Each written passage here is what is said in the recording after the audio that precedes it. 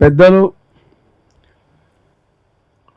అట్లాగనే శాంతి చర్చల కోసం ఈరోజు రౌండ్ టేబుల్ సమావేశాన్ని ఏర్పాటు చేసిన మిత్రులందరికీ కూడా ఎంసీపీఐయు తెలంగాణ రాష్ట్ర కమిటీ నుంచి ధన్యవాదాలు తెలియజేస్తున్నాం.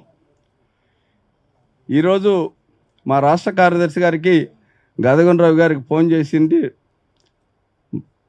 బసిరిబాగు ప్రెస్ క్లబ్లో రౌండ్ టేబుల్ ఉంది, మీ వైపు నుంచి కూడా రావాలంటే మా వాళ్ళంతా కూడా జలంధర్లో మా పార్టీ ప్రజా సంఘాల సమావేశం ఉంటే వాళ్ళు బయలుదేరారు. అందుకనే నేను హాజరు కావడం జరిగింది. నా పేరు వస్కుల మట్టయ్య, ఎంసీపీఐయు రాష్ట్ర కార్యదర్శి వర్గ సభ్యుని, ఏఏకేపు రాష్ట్ర అధ్యక్షుని. మా పార్టీ ఎప్పుడు కూడా ఎన్కౌంటర్స్ను వ్యతిరేకిస్తుంది. ఆనాడు ఓంకార్ గారు ఉన్న సమయంలో కూడా నర్సంపేటలో కాకాల అడవుల్లో చిలకలగుట్ట దగ్గర రామనరసయ్య గారిని ఎన్కౌంటర్ చేస్తే ఆనాడు కాంగ్రెస్ ప్రభుత్వం ఉంది. భార్గవ కమిషన్ని ఏర్పాటు చేసుకొని తీసుకెళ్ళి అక్కడ విచారణ చేయించిన చరిత్ర ఓంకార్ గారికి ఉంది. అట్లాగనే దాంట్లో భాగంగానే వ్యక్తిగత హింసావాదం ఎటువైపు నుంచి జరిగిన అది ప్రజా వ్యతిరేక చర్యనే అవుతుంది. అందుకని ఏంటంటే మేము ఆ రకంగా వ్యక్తిగత హింసావాదాన్ని వ్యతిరేకిస్తూ ఎన్కౌంటర్లను కూడా వ్యతిరేకిస్తున్నాం. అట్లాగనే ఇవాళ కార్పొరేట్ శక్తుల్ని కనుసన్నల్లో ఆడుతుంది మన ప్రభుత్వాలు.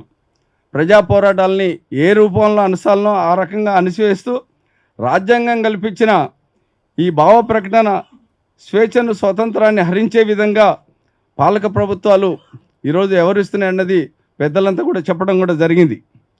సాయుధ పోరాటమే మార్గం అని ఇన్ని రోజులు అంటున్న మావోయిస్టు పార్టీ నేడు చర్చలకు సిద్ధం అని ప్రకటించిన నేపథ్యంలో అందుకు కావలసిన వాతావరణంను కేంద్ర రాష్ట్ర ప్రభుత్వాలు ఏర్పాటు చేయాలి.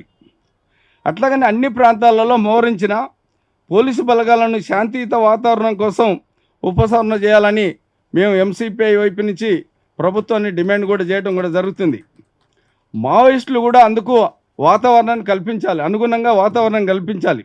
ఇరువైపుల చర్చల కోసం రాష్ట్ర ప్రభుత్వాలు కానీ కేంద్ర ప్రభుత్వం కానీ అట్లాగనే మావోయిస్టుల నుంచి మరి మధ్యవర్తుల్ని మరి ప్రకటన చేయాల్సిన బాధ్యత కూడా ఉన్నది. ఎటైనా రక్తం ఓడిన ప్రజలకి నష్టం కాబట్టి సమన్వయం పాటించి శాంతియుతంగా అడవులు పల్లెల్లో మానవ సమాజం సాగేందుకు రెండు వర్గాల కనీస పౌర హక్కుల పరిరక్షణలో భాగంగా సహకరించాలని, చర్చలకు సిద్ధం కావాలని ఎంసీపీఐయు తెలంగాణ రాష్ట్ర కమిటీ నుంచి ప్రభుత్వాన్ని కోరడం జరుగుతుంది. నమస్కారం.